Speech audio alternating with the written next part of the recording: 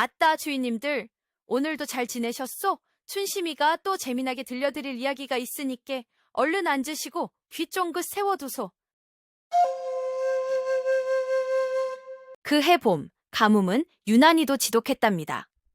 겨우내 눈 한 점 오지 않은 땅은 돌덩이처럼 굳어 웬만한 장정의 쟁기질에도 흙먼지만 풀풀 날릴 뿐이었지요. 이 판관댁의 너른 텃밭도 예외는 아니었습니다. 시아버지, 이 판관은 올해 농사는 다 글렀다며 긴 한숨을 내쉬었고, 집안의 장정들은 굳은 땅을 파헤치다 곡괭이 자루만 여러 개 부러뜨리고는 두 손 두 발 다 든 상태였지요. 바로 그때였답니다. 이 집안의 첫째 며느리인 화영이 일부러 보라는 듯이 호미를 들고 밭으로 나섰습니다. 어휴, 사내들이란 쯧쯧 이 정도 굳은 땅 하나 파헤치지 못해서야. 비켜보세요. 제가 한번 해보겠습니다. 하지만 땅이 어디 그리 호락호락하던가요? 그녀의 호미는 굳은 땅에 팅 하고 튕겨나가기 일쑤였고 금세 이마에는 땀이 송골송골 맺혔습니다. 그녀는 체면 때문에 그만두지도 못하고 낑낑대며 허팀만 쓰고 있었지요.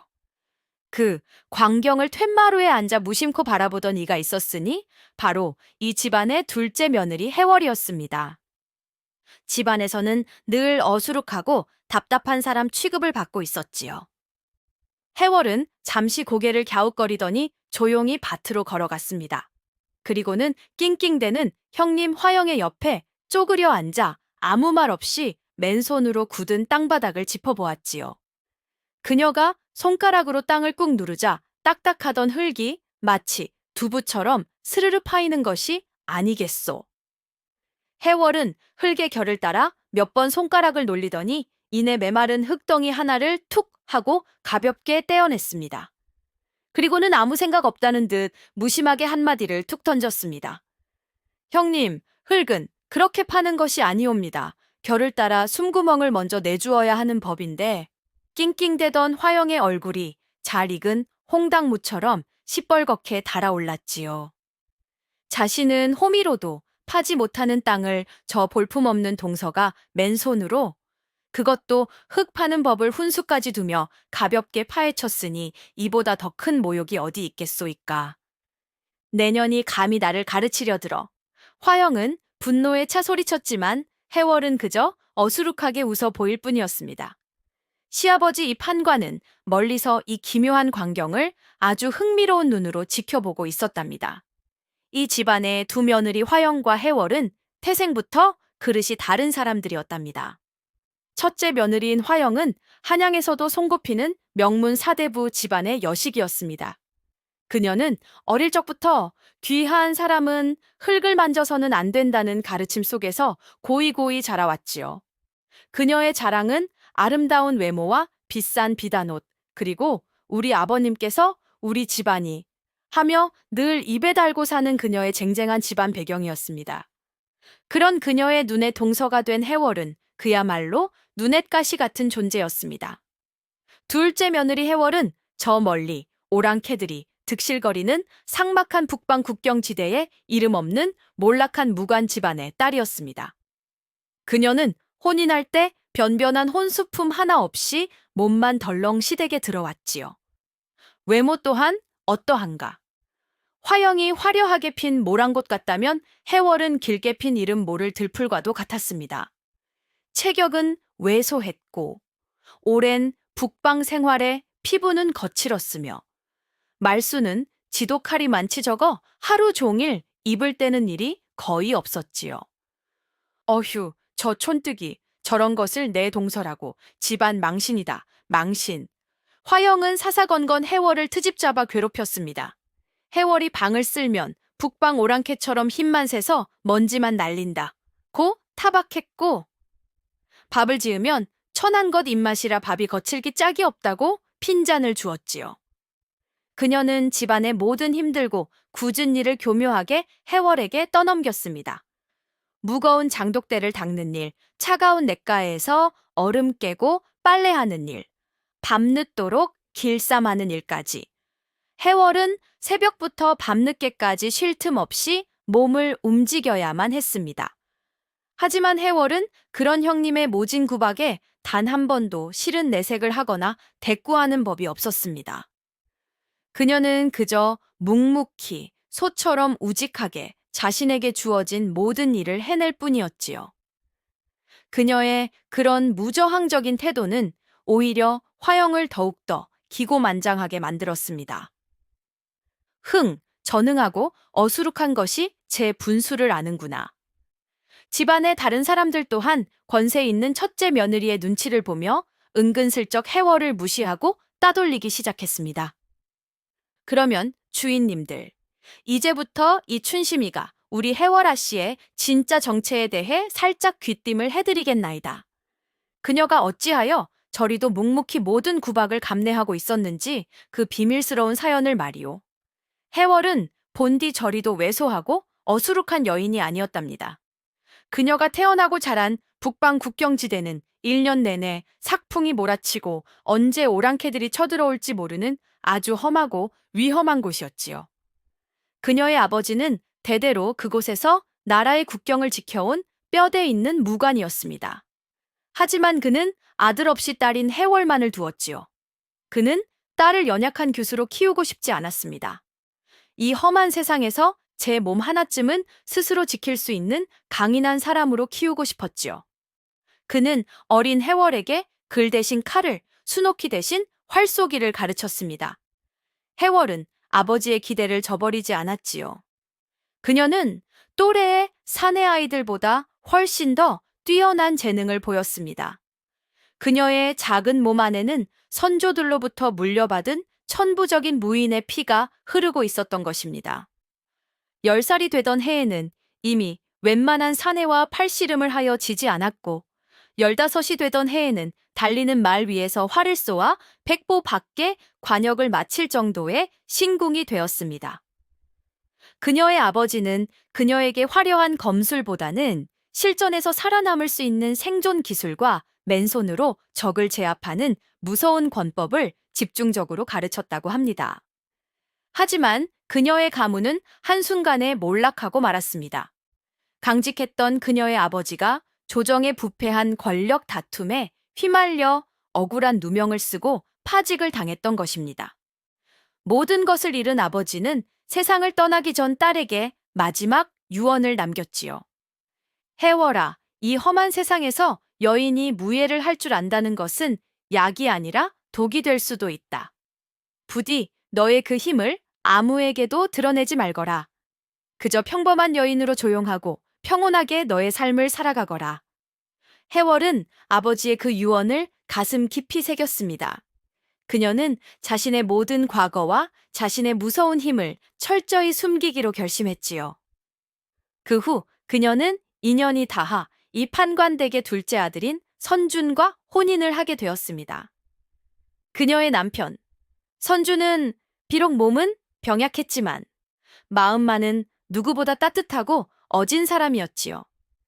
해월은 그런 남편의 곁에서 아버지의 유언대로 그저 조용하고 평범한 아내로 그림자처럼 살아가기를 원했습니다. 형님인 화영의 모진 구박과 하인들의 무시. 그녀가 그것을 묵묵히 견뎌냈던 것은 그녀가 어리석거나 나약해서가 아니었습니다. 그것은 바로 평화를 지키기 위한 그녀의 선택이었던 것입니다. 해월이 자신의 힘을 철저히 숨기고 살았지만 호랑이는 가죽 속에 발톱을 감추어도 그 날카로움을 완전히 숨길 수는 없는 법이지요.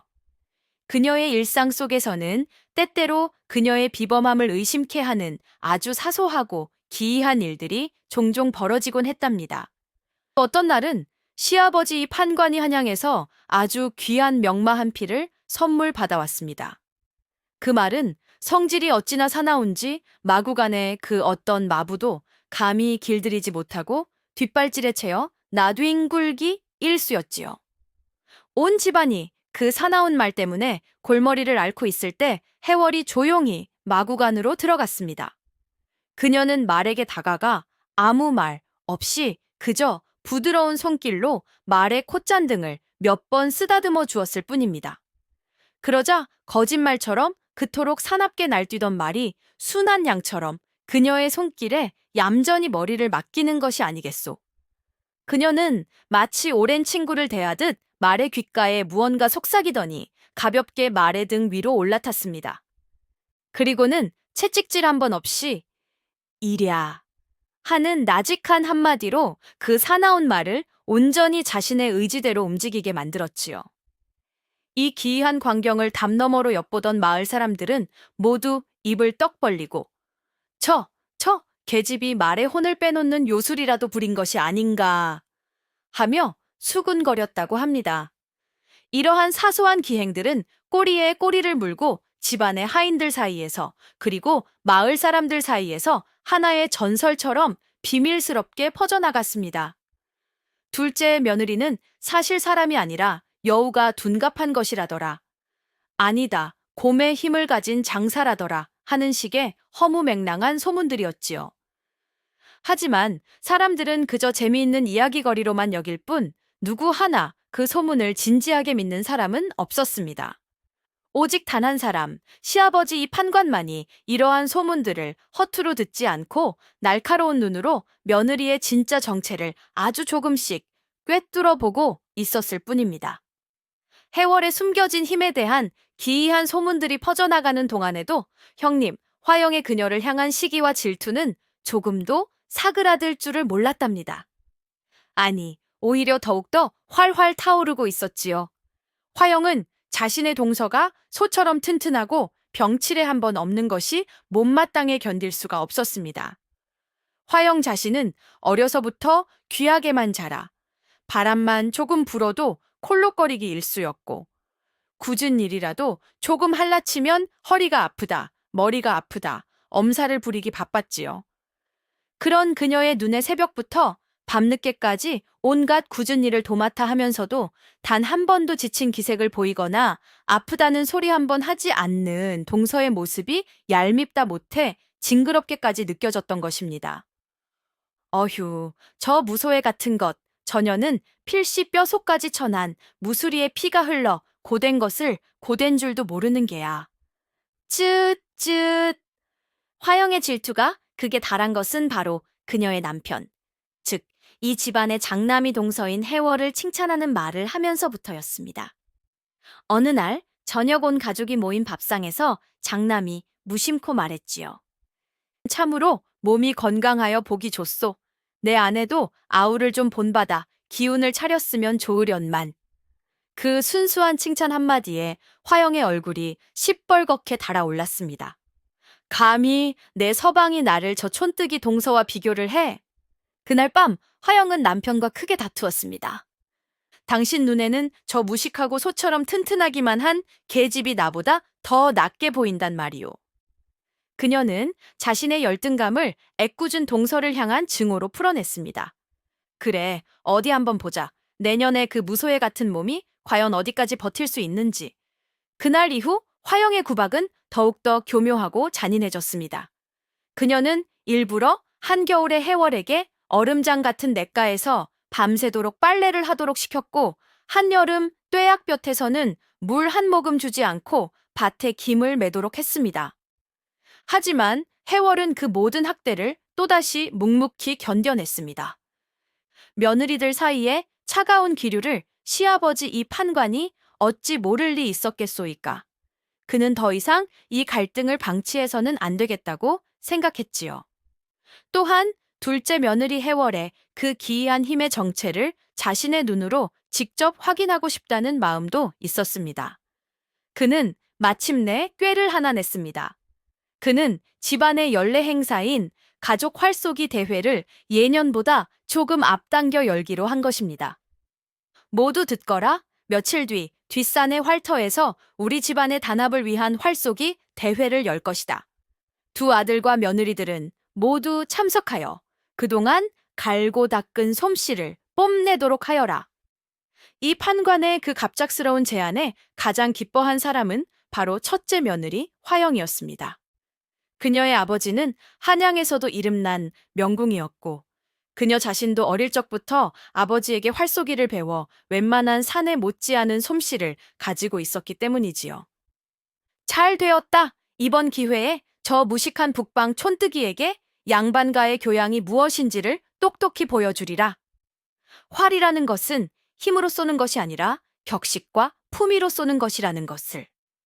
화영은 며칠 동안 집안의 하인들을 불러 모아 활쏘기 연습을 하며 헛바람만 잔뜩 집어넣었습니다. 마침내 대회 당일이 밝았습니다. 뒷산의 널찍한 활터에는 관역과 함께 조촐한 주안상까지 차려져 있었지요. 먼저 두 아들이 활을 쏘았지만 솜씨는 영 형편없었습니다. 그들은 무관의 자식들이었지만 글공부만 좋아하여 활을 잡아본 경험이 거의 없었기 때문이지요. 다음으로 자신만만하게 나선 것은 바로 화영이었습니다. 그녀는 맵시 나는 활옷으로 갈아입고 우아한 자세로 활 시위를 당겼지요. 하지만 너무 뽐내려 한 탓일까? 그녀의 화살은 번번이 관역을 크게 빗나가거나 힘없이 땅에 툭 하고 떨어지기 일쑤였습니다. 에잇, 오늘따라 바람이 너무 부는구나. 화영은 애꿎은 바람 탓을 하며 얼굴을 붉혔지요. 마지막으로 마지못해 나선 것은 바로 둘째 며느리 해월이었습니다. 그녀는 활을 잡아본 적도 없다는 듯 어색한 자세로 활을 들고 어쩔 줄을 몰라 했지요. 나는 이런 것을 해본 적이 없는데. 화영과 하인들은 그런 그녀의 모습을 보며 노골적으로 비웃었습니다. 저 꼴 좀 보게 활도 제대로 잡을 줄 모르면서 어디서 분명 관역이 아니라 하늘에다 쏘고 말 걸세. 시아버지 이 판관만이 매처럼 날카로운 눈으로 해월의 손과 어깨 그리고 숨소리 하나까지 놓치지 않고 지켜보고 있었지요. 그는 해월이 활을 잡는 그 자세가 비록 서툴러 보이지만 그 안에 조금의 흐트러짐도 없는 완벽한 고수의 자세임을 단번에 간파했던 것입니다. 숨기고 있구나. 저 아이, 지금 자신의 실력을 철저히 숨기고 있어. 이 판관은 짐짓 해월을 자극하는 말을 던졌습니다. 세아가 괜찮다. 그냥 한번 재미로 쏘아보거라. 네가 관역을 마치지 못한다고 흉볼 사람은 아무도 없을 것이다. 그의 그 은근한 도발에 해월의 눈빛이 아주 미세하게 하지만 분명하게 변하는 것을 그는 놓치지 않았습니다. 모두의 비웃음 속에서 해월은 마지못해 화살 하나를 시위에 걸었답니다. 그녀는 활을 쏘는 법을 전혀 모르는 사람처럼 눈을 질끈 감고 아무렇게나 활 시위를 잇는 힘껏 당겼지요. 그녀의 자세는 엉망이었고 활을 든 팔은 가늘게 떨리고 있었습니다. 어휴, 저 꼴 좀 보게. 저러다 제 코나 쏘지 않으면 다행이지. 형님, 화영이 혀를 차며 조롱하는 바로 그 순간이었습니다. 해월의 손에서 핑 하는 날카로운 소리와 함께 화살이 튀어나갔습니다. 화살은 마치 검은 번개처럼 눈 깜짝할 사이에 허공을 갈랐지요. 그리고 잠시 뒤 모두의 귀에 믿을 수 없는 소리가 들려왔습니다. 콰직 하는 무언가 단단한 것이 쪼개지는 섬뜩한 파열음이었습니다. 사람들은 모두 자신의 눈을 의심하며 관역 쪽을 쳐다보았습니다. 그리고는 그 자리에 얼어붙고 말았지요. 해월이 쏜 화살은 관역의 정중앙 홍심을 정확히 꿰뚫고 있었습니다. 그런데 놀라운 것은 그것이 끝이 아니었다는 것입니다. 화살의 위력이 어찌나 강력했던지 두꺼운 소나무 판자로 만들어진 관역을 통째로 꿰뚫고 그 뒤에 버팀목으로 세워져 있던 어른 팔뚝만한 나무 기둥에까지 화살촉이 절반이나 깊숙이 박혀 있었던 것입니다. 활터에는 쥐 죽은 듯한 정적이 흘렀습니다. 사람들은 모두 방금 전까지 자신들이 어수룩한 촌뜨기라고 비웃었던 그 왜소한 여인을 경악과 공포가 뒤섞인 눈으로 쳐다볼 뿐이었습니다. 저것은 우연이 아니었습니다. 저것은 인간의 힘이라고는, 아니, 웬만한 장정의 힘이라고는 도저히 믿을 수 없는 괴력 그 자체였습니다. 가장 큰 충격을 받은 사람은 물론 형님 화영이었습니다. 그녀는 얼굴이 잿빛으로 변해 덜덜 떨리는 손으로 입을 막고 그저 말도 안 돼. 라는 말만 중얼거릴 뿐이었지요. 하지만 해월은 자신이 무슨 대단한 일을 저질렀는지 전혀 모르는 사람처럼 태연하기만 했습니다. 그녀는 어리둥절한 표정으로 시아버지에게 물었지요. 아버님, 제가 뭘 잘못한 것이옵니까? 화살이 이상한 곳으로 날아갔나 보옵니다. 그녀의 그 순진한 연기에 시아버지 이 판관은 그만 참지 못하고 껄껄하고 호탕한 웃음을 터뜨리고 말았습니다. 하하하, 잘못하기는 아주 잘했다. 아주 잘했어, 내 며느리. 네가 오늘 이 아비에게 아주 큰 구경을 시켜주는구나. 하하하. 그는 이제 모든 것을 확신했습니다. 자신의 둘째 며느리는 그저 힘만 센 여인이 아니었습니다. 그녀는 자신의 그 무서운 힘을 이토록 완벽하게 숨기고 통제할 줄 아는 상상을 초월하는 고수였던 것입니다. 활쏘기 대회에서 동서 해월에게 씻을 수 없는 모욕을 당했다고 생각한 형님 화영은 분노와 질투심에 밤잠을 이루지 못했답니다. 그녀는 그날 이후 며느리를 대하는 시아버지의 태도가 눈에 띄게 달라진 것을 예민하게 감지하고 있었지요. 시아버지는 이제 대놓고 둘째 며느리를 감싸고 돌았고 집안에 중요한 일이 있을 때면 의뢰 해월의 의견을 묻곤 했습니다. 안 돼. 이대로 가다가는 저 촌뜨기 계집에게 이 집안의 모든 것을 빼앗기고 말 거야. 내가 이 집안의 맏며느리인데 저런 것에게 밀려날 수는 없어. 화영의 마음속에서 시커먼 질투심은 마침내 동서를 해치려는 끔찍하고도 악랄한 흉계로 변해갔습니다. 그녀는 해월을 이 집안에서, 아니, 이 세상에서 완전히 사라지게 만들고 싶었지요. 그녀는 며칠 밤낮을 동서에게 망신을 줄 완벽한 계략을 짜기 시작했습니다. 그리고 마침내 아주 그럴싸하고도 잔인한 함정을 파놓았지요. 그녀는 먼저 자신의 신복 하인을 시켜 해월의 친정에 대한 뒷조사를 했습니다. 그리고는 해월의 늙은 친정 어머니가 지병으로 늘 몸이 편찮으시다는 사실을 알아냈지요.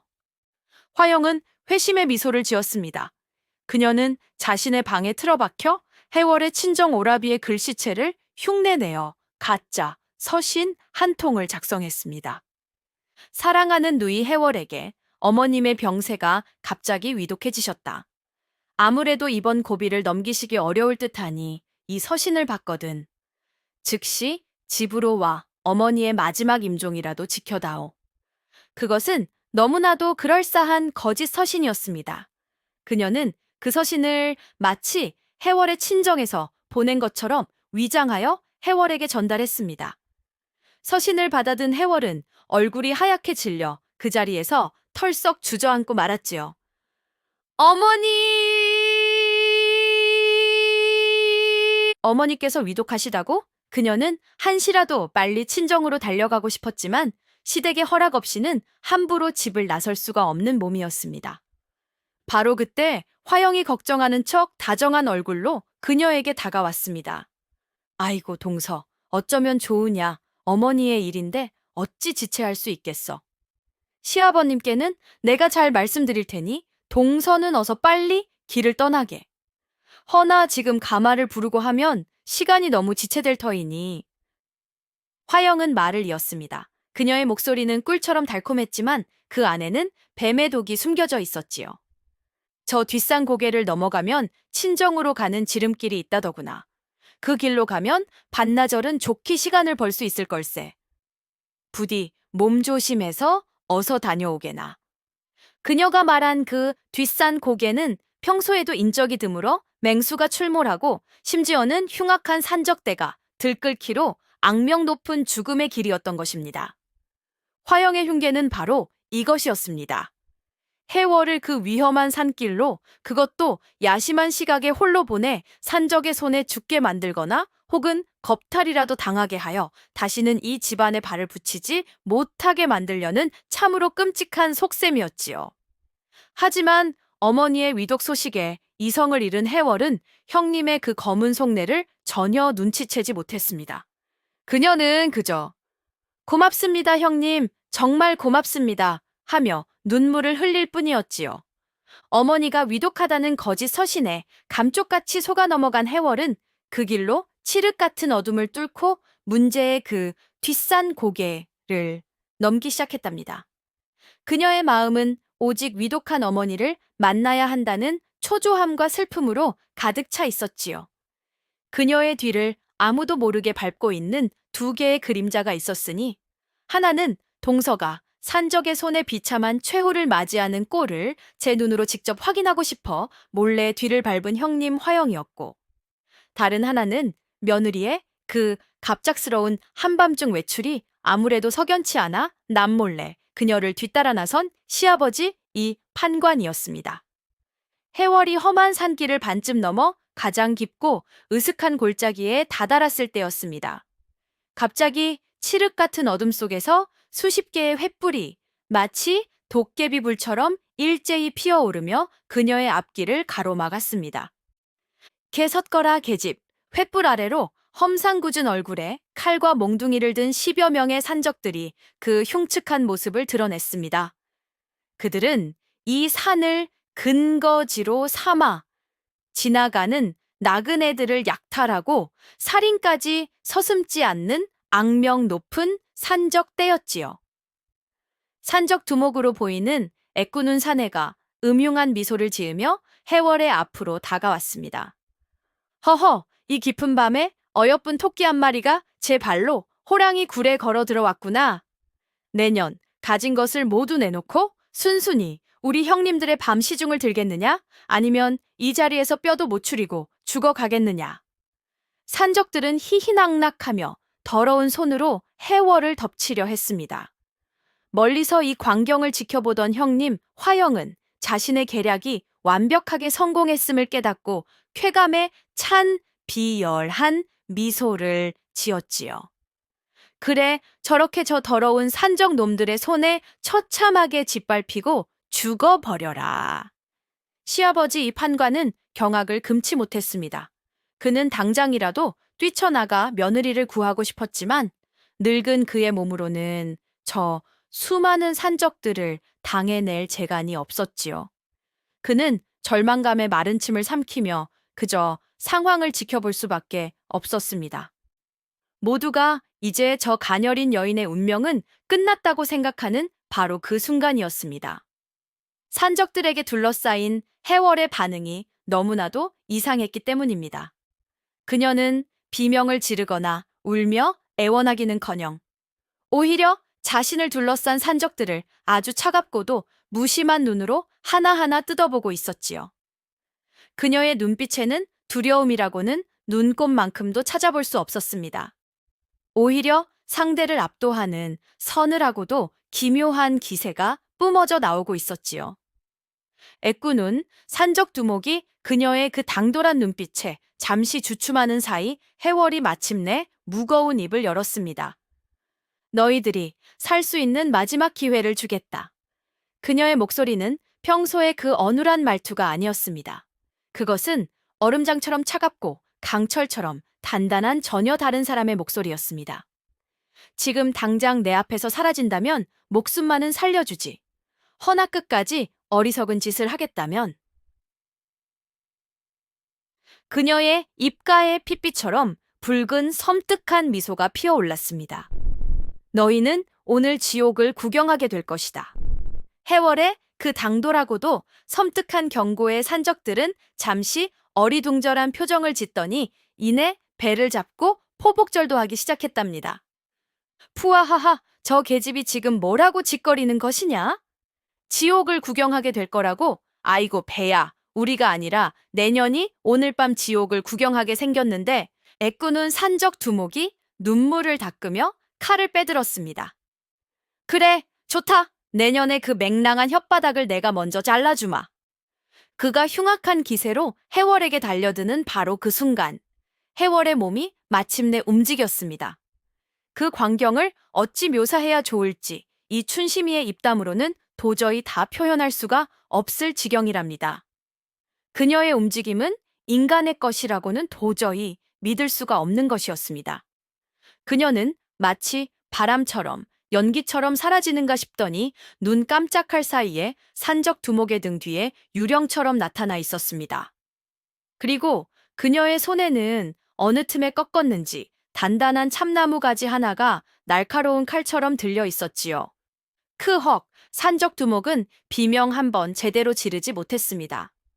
해월이 휘두른 나뭇가지가 그의 손목을 정확히 가격하여 칼을 떨어뜨리게 만들었고, 이어서 그의 뒷목 급소를 찔러 그 거대한 몸을 단숨에 기절시켜 버렸기 때문입니다.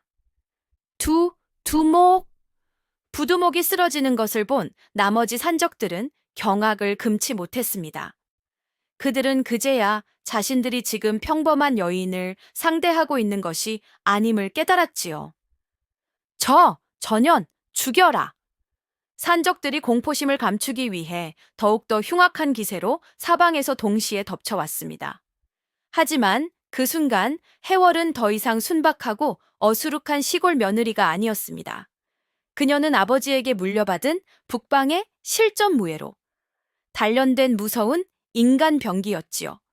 그녀의 몸이 춤을 추듯 회전하기 시작했습니다. 그녀는 맨손으로 날아오는 칼날을 잡고 비틀어 그 칼로 다른 적의 심장을 찔렀습니다. 그녀는 땅을 박차고 날아올라 적의 얼굴을 발로 걷어찼고 손가락으로 적의 혈도를 찔러 그들을 마비시켰습니다. 그녀의 움직임에는 화려함이라고는 없었습니다. 오직 상대를 가장 빠르고 가장 효율적으로 무력화시키기 위한 간결하고도 치명적인 동작들만이 있을 뿐이었습니다. 그녀의 그 모습은 마치 훈련된 맹수가 양 떼속으로 뛰어든 것과도 같았지요. 불과 차 한 잔 마실 시간도 되지 않아 10여 명의 흉악한 산적들은 모두 팔다리가 부러지거나 기절한 채 피투성이가 되어 땅바닥을 뒹굴고 있었습니다. 해월은 그 지옥도의 한가운데 홀로 피 한 방울 묻히지 않은 채 서 있었습니다. 그녀는 거친 숨을 몰아쉬며 주변을 둘러보았지요. 그녀의 눈빛은 더 이상 인간의 감정이 느껴지지 않는 차갑고 공허한 살수의 눈빛이었습니다. 해월의 그 끔찍하리만치 압도적인 무위를 숨죽여 지켜본 두 명의 목격자는 그야말로 극과 극의 반응을 보이고 있었답니다. 먼저 형님 화영은 덤불 뒤에 숨어 온몸을 사시나무 떨듯 떨고 있었지요. 그녀는 공포에 질려 비명조차 지르지 못했습니다.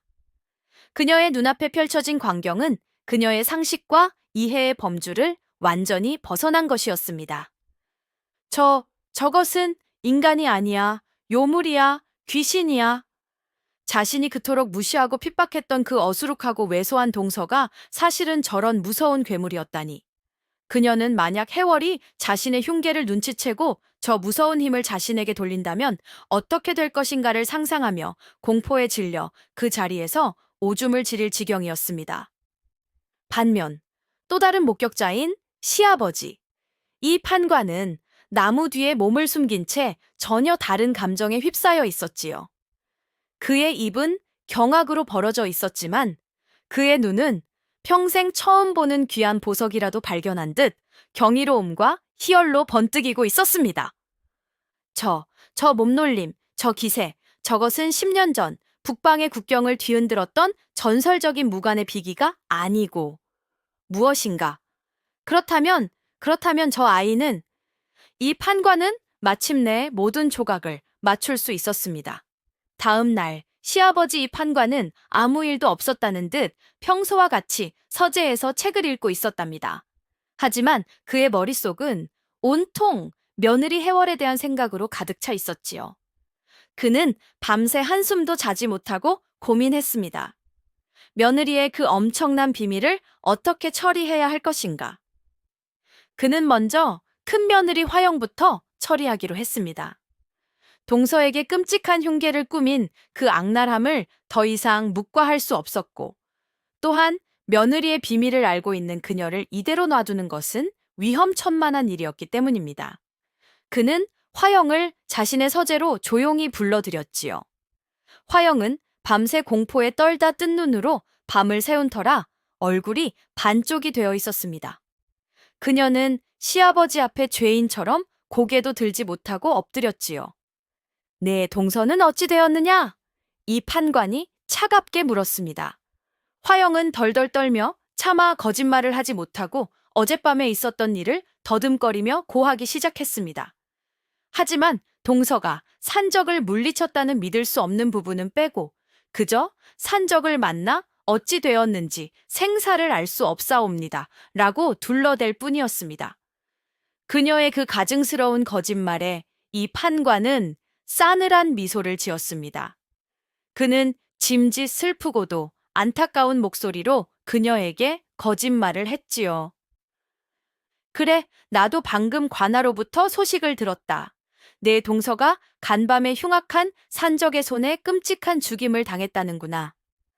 예, 예. 화영은 놀라는 척 연기를 했지만 그녀의 눈빛 깊은 곳에 숨길 수 없는 안도와 기쁨의 빛이 스쳐 지나가는 것을 이 판관의 매서운 눈이 놓칠 리 없었지요. 역시 전혀는 구제할 수 없는 악독한 연희로구나. 이 판관은 마지막 확인을 위해 그녀에게 더욱더 잔인한 거짓말을 던졌습니다. 허나 다행히도 우리 가문의 가병들이 그 산적 놈들을 모조리 소탕하고 두목의 목을 베어왔다. 나는 그 공을 내 아비인 판서 대감께 돌려 너를 열녀로 만들어줄 생각이다. 내 동서의 죽음을 너의 가문을 빛내는 데 이용해야지. 암. 그 말에 화영의 얼굴에 마침내 감출 수 없는 화색이 돌았습니다.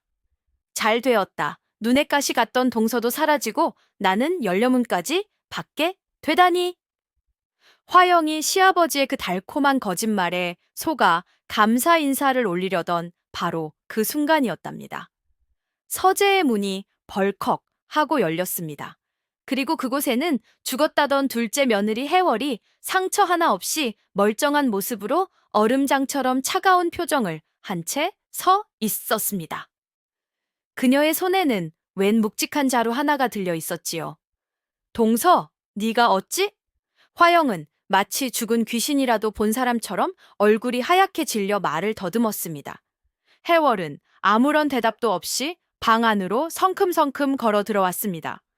그리고는 자신이 들고 온 자루를 시아버지의 책상 위에 툭 하고 무심하게 던져 놓았지요. 자루가 굴러가며 그 안에서 웬 시커먼 덩어리 하나가 쿵 소리를 내며 굴러 떨어졌습니다. 그것은 바로 머리카락이 헝클어진 사람의 머리였습니다. 애꾸눈의 흉측한 칼자국이 나 있는 간밤에 그 산적 두목의 머리가 틀림없었지요. 히! 화영은 비명을 지르며 뒤로 나자빠졌습니다. 해월은 그런 형님을 경멸의 눈빛으로 한번 쓱 쳐다보고는 시아버지에게 공손히 하지만 힘있는 목소리로 보고를 올렸습니다. 아버님, 명하신 대로 간밤에 소란을 피운 산적 놈들의 소굴을 찾아가 두목의 목을 베어왔사옵니다. 나머지 놈들은 모두 관에 넘겼으니 10년은 거두시옵소서. 명하신 대로 화영은 자신의 귀를 의심했습니다. 그렇다면 이 모든 것이 시아버지가. 그녀가 공포에 질린 눈으로 시아버지를 쳐다보자 이 판관은 마침내 자신의 본색을 드러냈습니다. 화영아, 그의 목소리는 겨울 바람처럼 차가웠습니다. 내 동서는 죽지 않았다. 오히려 네가 보낸 그 하찮은 산적놈들의 두목의 목을 베어 내게 선물로 가져왔구나. 그는 자리에서 일어나 덜덜 떨고 있는 화영의 앞으로 천천히 다가왔습니다. 이제 내 죄를 물을 차례다. 그 한마디에 화영은 모든 것이 끝났음을 직감했습니다. 그녀는 바닥에 주저앉아 잘못했습니다, 아버님. 제가 죽을 죄를 지었습니다. 제발 목숨만은 하며 눈물로 용서를 빌었지요.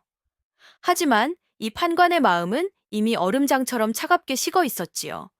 그는 자신의 가문을 이토록 어리석고 잔인한 여인의 손에 맡길 수는 없다고 굳게 결심했습니다. 내 죄는 용서받을 수 있는 죄가 아니다.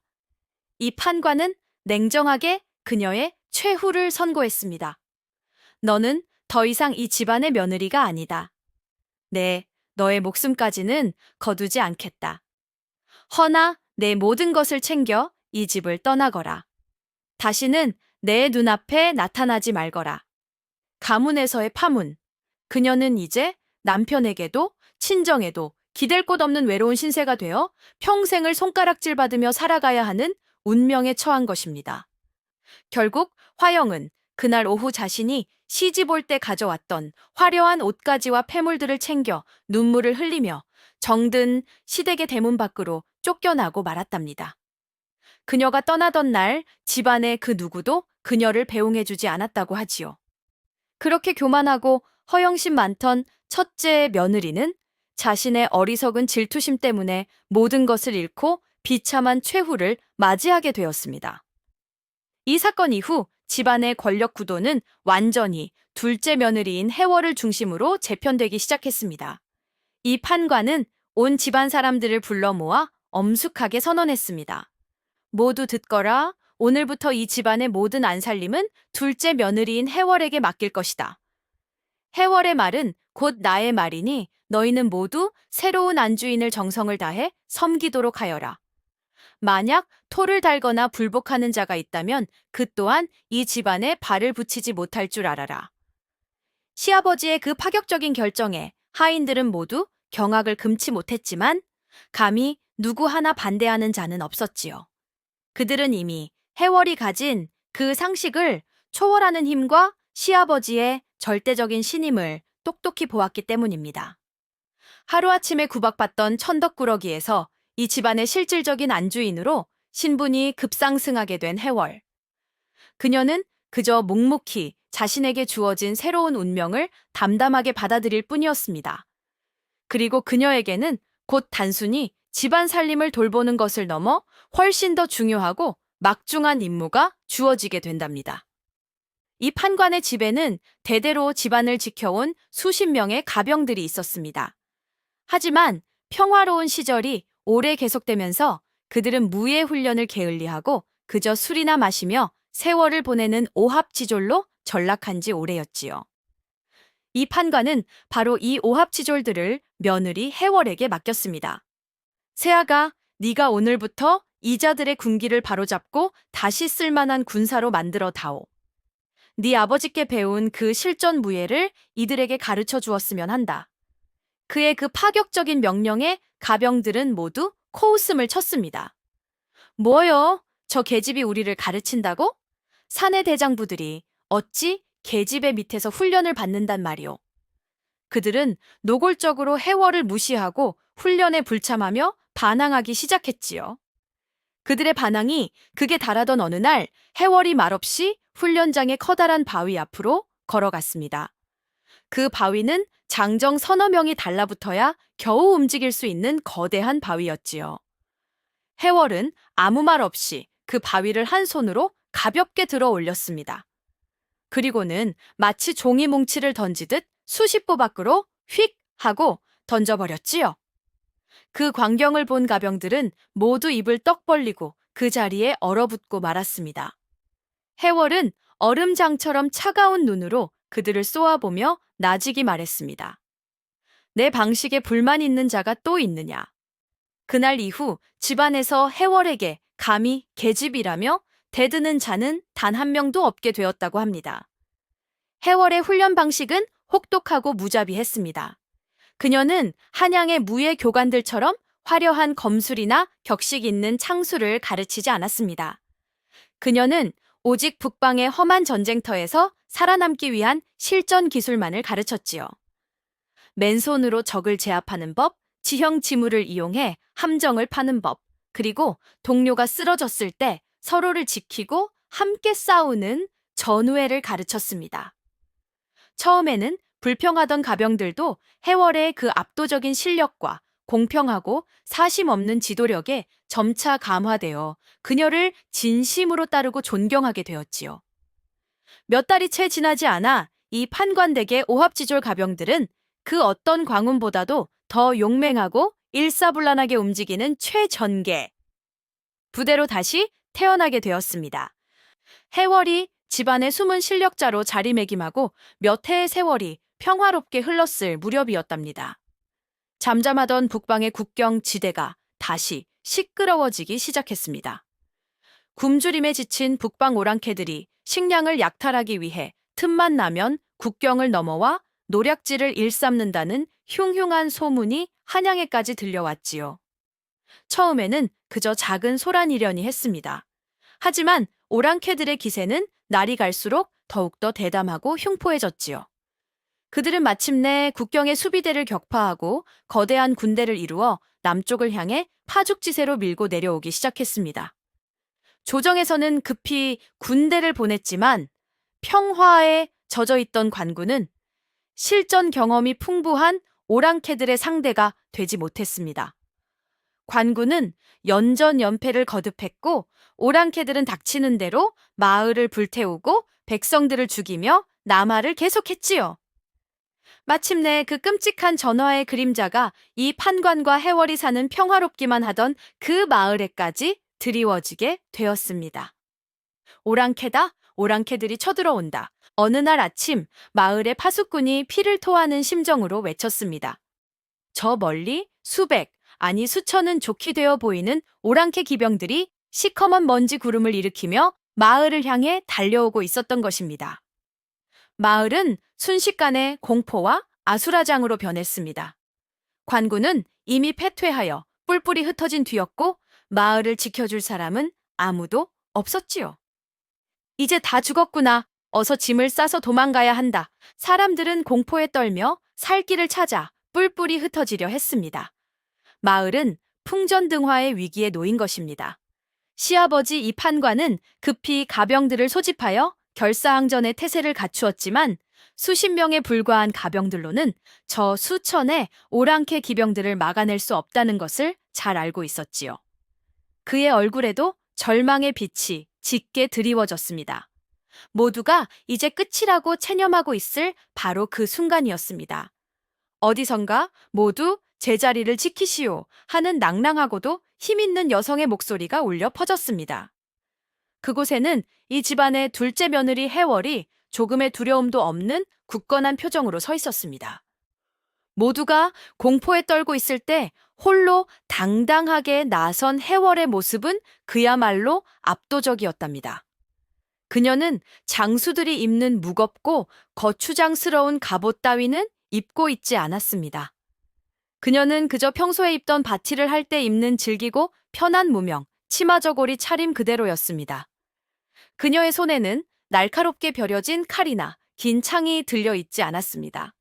대신 그녀의 한 손에는 자신이 평생을 다루어 온 흙 파는 쟁기가, 다른 한 손에는 곡식을 베는 낫지, 마치 원래부터 그녀의 무기였다는 듯 자연스럽게 들려 있었지요. 그녀는 마을 중앙의 높은 곳으로 올라가 흩어지려는 마을 사람들을 향해 사자후와도 같은 우렁찬 목소리로 외쳤습니다. 모두 내 말을 들으시오. 지금 우리가 뿔뿔이 흩어져 도망간다면 우리는 그저 저 짐승들의 손쉬운 사냥감이 될 뿐이오. 허나 우리가 하나로 뭉쳐 싸운다면 우리는 이 마을을 그리고 우리의 가족을 지켜낼 수 있소. 그녀의 목소리에는 사람의 마음을 움직이는 기묘한 힘이 있었습니다. 농기구를 드시오. 여러분의 손에 들린 그 쟁기와 낫과 호미가 오늘 우리의 칼과 창이 될 것이오. 우리는 평생을 이 땅을 지키며 살아온 농민들이오. 밭을 지키던 그 힘으로 이제 우리의 집과 우리의 가족을 지킵시다. 와, 그녀의 그 가슴 뜨거운 연설에 마을 사람들의 눈에 다시 불꽃이 타오르기 시작했습니다. 사람들은 저마다 집으로 달려가 손에 익은 농기구들을 들고 다시 모여들었습니다.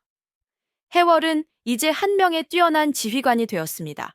그녀는 자신이 훈련시킨 가병들을 중심에 배치하고 마을 장정들에게는 각각의 역할을 신속하고 정확하게 지시하기 시작했지요. 젊은이들은 나와 함께 마을 입구의 좁은 길목을 막아라. 노인들과 아이들은 뒷산으로 올라가 커다란 돌덩이들을 절벽 끝에 모아두어라. 아낙네들은 기름을 끓여 성벽 위에서 적들이 접근하기를 기다려라. 그녀의 전술은 병법서에 나오는 어려운 전술이 아니었습니다. 그것은 그녀가 북방의 험한 지형에서 평생을 살아오며 몸으로 터득한 살아있는 생존의 지혜였습니다. 마침내 시커먼 먼지 구름과 함께 수천의 오랑캐 기병들이 성난 파도처럼 마을을 향해 밀려오기 시작했답니다. 그들의 흉악한 함성 소리는 땅을 뒤흔들고 하늘을 찢을 듯 했지요. 하지만 마을 사람들은 더 이상 두려워하지 않았습니다. 그들의 앞에는 쟁기를 든 여장군 해월이 태산처럼 굳건하게 서 있었기 때문입니다. 쏴라! 해월의 짧은 명령이 떨어지자 마을의 허술한 성벽 위에서 아낙네들이 미리 끓여두었던 뜨거운 기름과 똥물을 비 오듯 쏟아부었습니다. 크악! 이게 뭐야? 으악! 뜨거워! 선두에 섰던 오랑캐들은 예상치 못한 기습에 혼비백산하여 말에서 떨어져 나뒹굴었습니다. 그 틈을 놓치지 않고 해월은 마을 장정들을 이끌고 성문을 열고 뛰쳐나가 적진의 한복판으로 돌격했습니다. 철아, 그녀의 손에 들린 쟁기는 이제 더 이상 흙을 파는 농기구가 아니었습니다. 그것은 수백 근의 무게를 실어 적의 투구와 갑옷을 종이처럼 찢어버리는 무서운 파괴의 무기였습니다. 그녀가 한번 쟁기를 휘두를 때마다 오랑캐 병사 서넛이 비명을 지르며 나가떨어졌지요. 마을 장정들 또한 그녀의 용맹한 모습에 힘을 얻어 손에 든 낫과 호미와 괭이를 미친 듯이 휘두르며 적들에게 맞서 싸웠습니다. 오랑캐들은 당황했습니다. 그들은 평생을 수많은 전쟁터를 누볐지만 이처럼 농기구를 들고 죽음을 두려워하지 않고 달려드는 군대는 생전 처음이었기 때문입니다.